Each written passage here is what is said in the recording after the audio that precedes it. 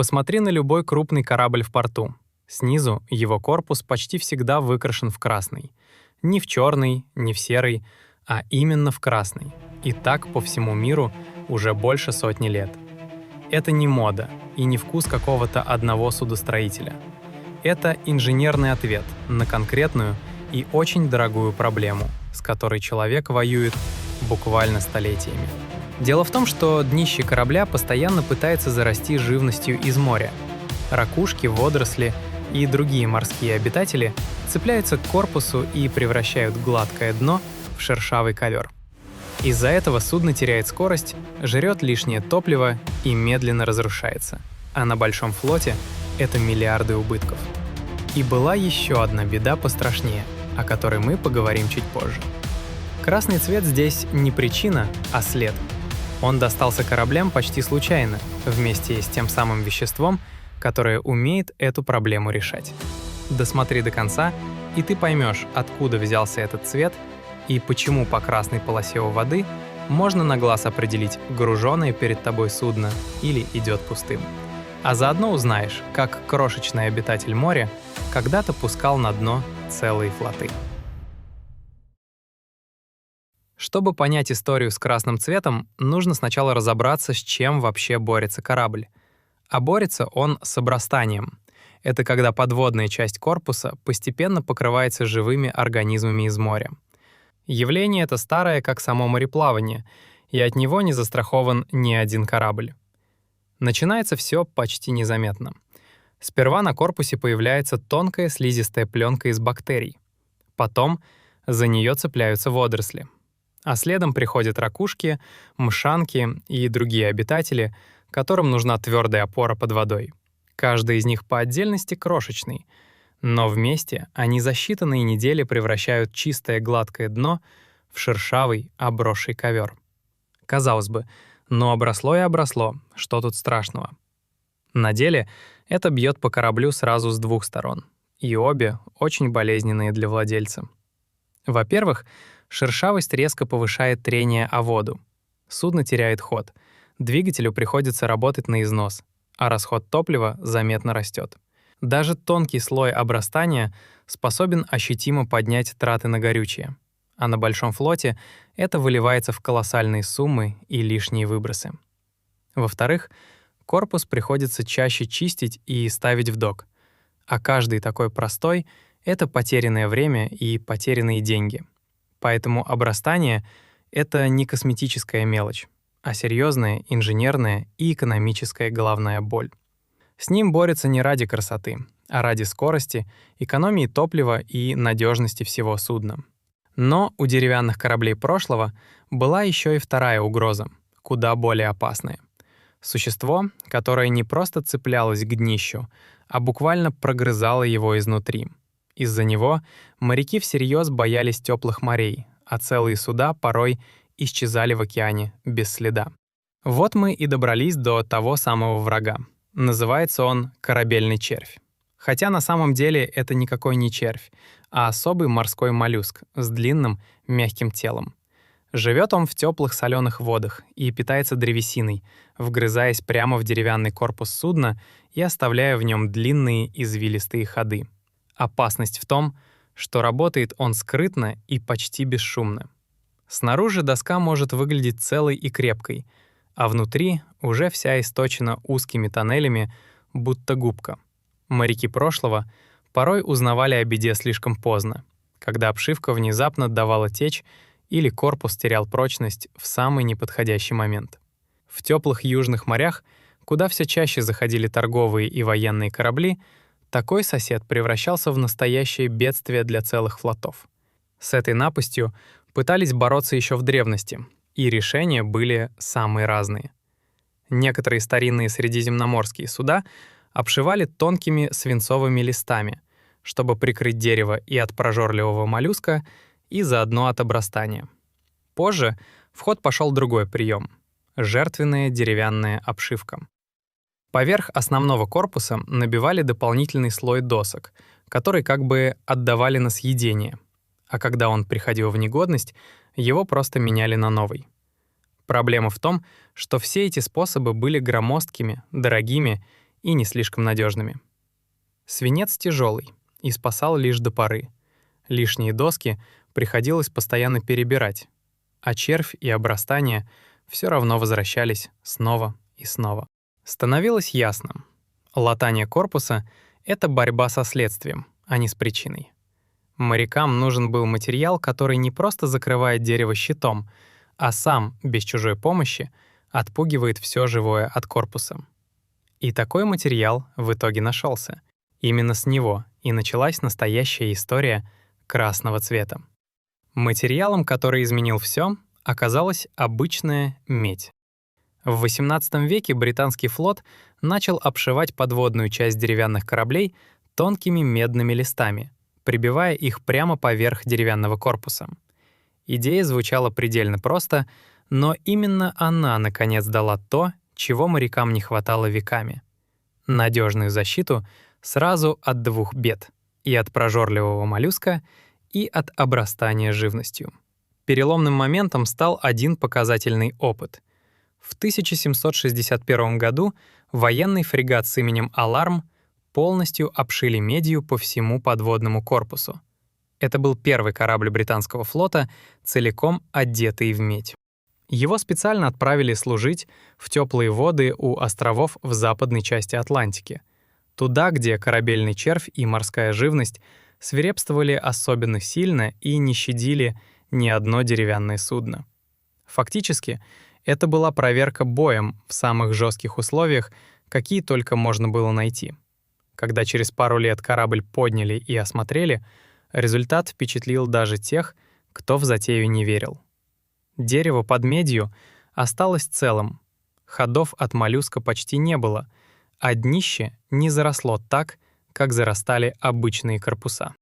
Медь честно делала свою работу. И флот начал понемногу переводить на медную обшивку все больше судов. Из дорогого и рискованного эксперимента она постепенно превращалась в новый стандарт для серьезных кораблей, которым предстояли долгие походы. Эффект оказался настолько заметным, что след остался даже в языке. В английском появилось выражение «с медным днищем». Так со временем стали называть не только корабли, но и вообще все надежное, настоящее, проверенное и заслуживающее полного доверия. Медное днище буквально стало синонимом качества и уверенности. Но именно здесь возникает главный вопрос нашего видео. Причем тут вообще красный цвет, если сама медь на вид скорее рыжевато-золотистая, а не красная? Ответ прячется не в самом металле, а в химии. И как раз к этому самому интересному моменту мы переходим дальше. Настал момент раскрыть главную загадку. Секрет красного цвета кроется не в том, что медь служит просто твердым щитом, а в том, как она ведет себя в морской воде. Медь здесь не пассивная броня, а активный защитник, который работает постоянно, без остановок и без участия человека. Когда медная обшивка соприкасается с соленой водой, на ее поверхности идет химическая реакция. Металл понемногу вступает во взаимодействие с водой и образует тонкий слой особых соединений меди. Этот слой ядовит для морских обитателей, тех самых водорослей, ракушек и моллюсков, что пытаются поселиться на корпусе. Проще говоря, вокруг днища возникает невидимая защитная зона, в которой всей этой живности просто некомфортно и незачем закрепляться. И вот тут кроется самое интересное. Этот слой не держится на металле вечно. Он потихоньку растворяется и смывается водой, а вместе с ним уносит и тех, кто все же успел прицепиться. На месте старого слоя тут же образуется новый, и защита обновляется сама собой. Получается умная, самоочищающаяся система. Корпус будто постоянно сбрасывает с себя все лишнее, не давая обрастанию ни единого шанса закрепиться надолго. Именно поэтому медь оказалась настолько лучше свинца и лишних досок. Она не просто прикрывала дерево, а активно отгоняла все живое. А теперь про сам цвет. Соединения меди, которые при этом образуются, имеют характерный красновато-рыжий оттенок. То есть красный цвет на днище — это, по сути, отпечаток медной защиты, ее видимый след на корпусе. Корабли снизу красные не потому, что кто-то однажды выбрал красивую краску, а потому что этот цвет достался им в комплекте с самым эффективным на тот момент способом борьбы с морем. Красный стал цветом защиты. И, как мы увидим дальше, эта связь пережила даже саму медную обшивку. Казалось бы, медная обшивка — идеальное решение. Бери и радуйся. Но у нее довольно быстро обнаружился неприятный подвох, о котором сперва вообще никто не подумал. И связан он был не с морской живностью, а с самим устройством корабля и с тем, как эту медь крепили к корпусу. Проблема пряталась именно в креплении. Медные листы прибивали к деревянному корпусу железными гвоздями, просто потому, что железо было привычным, прочным и дешевым материалом. Но когда рядом в соленой воде оказываются два разных металла, медь и железо, между ними начинается своего рода скрытая борьба.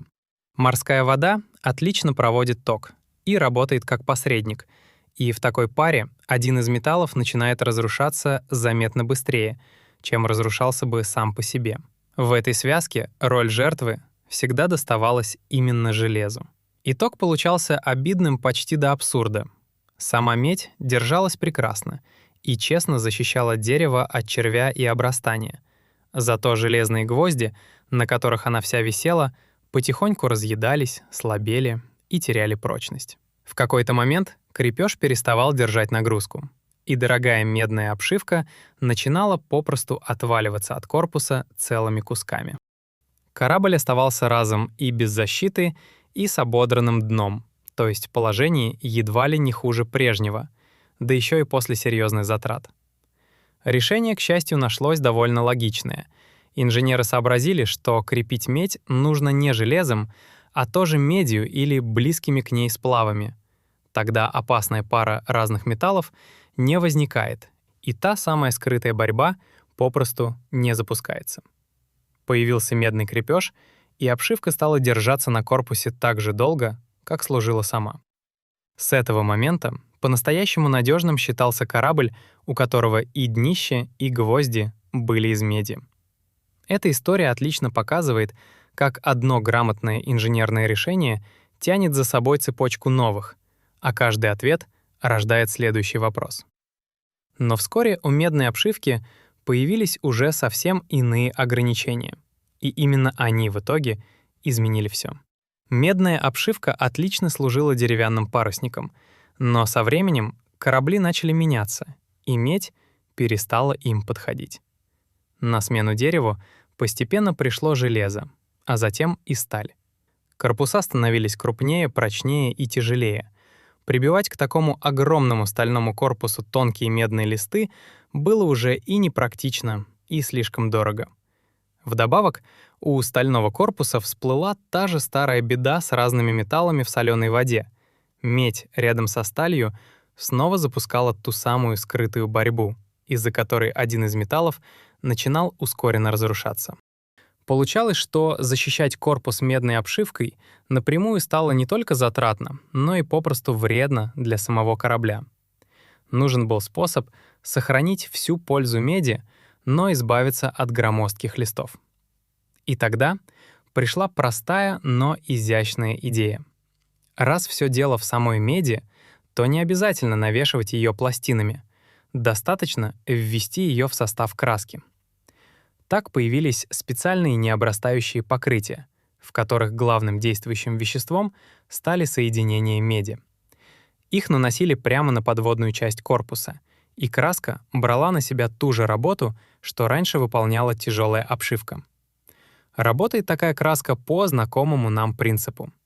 Она медленно отдает в воду крохотные порции меди, создавая вокруг днища ту самую защитную зону, где живности некомфортно закрепляться. Слой краски при этом понемногу срабатывается и обновляется, а вместе с ним обновляется и защита. А поскольку соединения меди по-прежнему давали характерный красновато-рыжий оттенок, краска для днища тоже вышла красной. Так традиция красного цвета спокойно перешла с медных листов на новые покрытия и осталась с кораблями дальше. Тут возникает справедливый вопрос. Современную краску можно сделать какого угодно цвета. Технологии давно это позволяют без всяких проблем. Так почему же днища кораблей по всему миру до сих пор в основном красные, а не синие, зеленые или черные.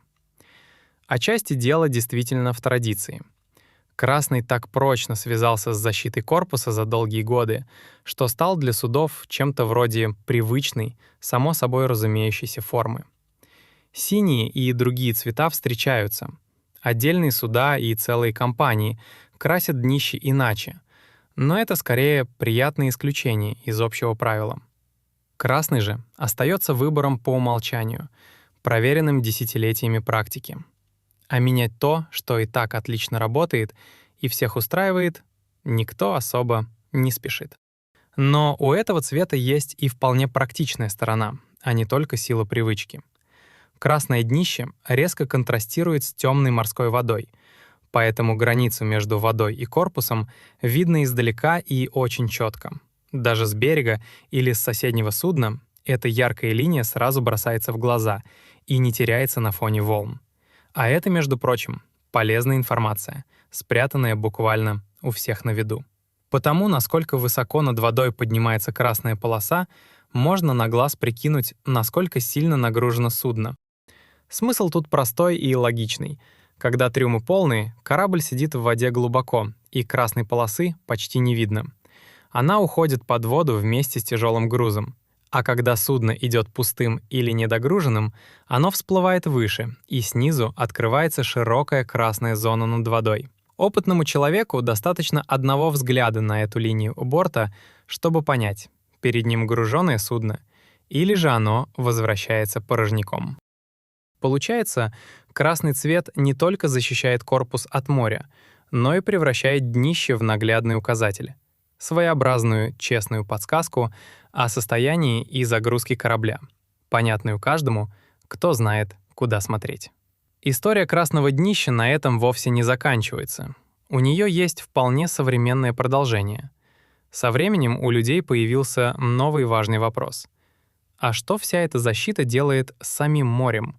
Ведь если покрытие отпугивает живность, отдавая в воду ядовитые для нее вещества, то расходятся они не только под корпусом, но и в окружающей воде вокруг судна. Особенно остро это проявилось с одним семейством очень сильных добавок, которые когда-то массово применяли в необрастающих красках. Они прекрасно справлялись с обрастанием, но со временем выяснилось, что они слишком опасны для морских обитателей вокруг судов, особенно в портах и гаванях, где корабли стоят подолгу и очень плотно друг к другу. В итоге от таких агрессивных добавок в мире постепенно отказались, а к самим составам для днища стали относиться заметно строже, осторожнее и ответственнее. Медь при этом никуда не делась и по-прежнему широко используется, но и ее применение теперь стараются держать под разумным контролем, чтобы не перегружать воду лишним. Параллельно инженеры начали активно искать более деликатные подходы к все той же старой проблеме обрастания. Сам смысл защиты потихоньку сместился. Вместо того, чтобы обязательно чем-то травить живность, можно попробовать сделать так, чтобы ей просто не за что и незачем было цепляться. Отсюда выросли покрытия нового поколения, очень гладкие и скользкие, вроде тех, к которым почти ничего не прилипает. На такой поверхности ракушкам и водорослям трудно удержаться, и они соскальзывают прямо на ходу, сами по себе. Есть и решения, подсмотренные у самой природы. Например, поверхности с особым мелким рельефом, похожим на кожу некоторых морских обитателей, к которым обрастание почти не пристает. Так многовековая борьба с морем спокойно продолжается и сегодня, только уже на совсем новом уровне. Тише, умнее, экономичнее и заметно бережнее к воде. Вот такая большая история прячется за одной красной полосой у воды. Начиналось все с крошечного морского обитателя и налипающих ракушек, которые отнимали у кораблей скорость, топливо и саму прочность корпуса. А привело это к целой цепочке инженерных идей длиной в несколько столетий. Люди прошли долгий путь от свинцовых листов и жертвенных досок к медной обшивке, затем к умным необрастающим краскам и, наконец, к деликатным современным покрытиям. И на этом пути обычная медь неожиданно подарила кораблям тот самый красный цвет.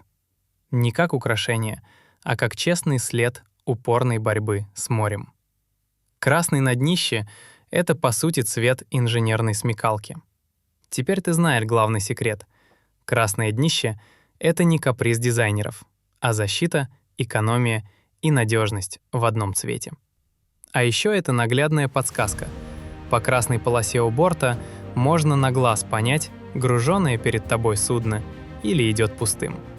Один раз увидев это, ты уже вряд ли разучишься читать корабли. И теперь, глядя на любое судно в порту или на фотографии, ты будешь видеть куда больше, чем просто корпус. За этой красной линией целая история находок, ошибок и остроумных решений. Если тебе было интересно, обязательно напиши в комментариях, знал ли ты раньше, почему днище кораблей красное. Поставь лайк, чтобы поддержать канал, и поделись этим видео с друзьями и родными. И, конечно, подпишись на «Координаты неизвестного», чтобы не пропустить новые истории о том, как устроен наш мир. До встречи в следующем видео.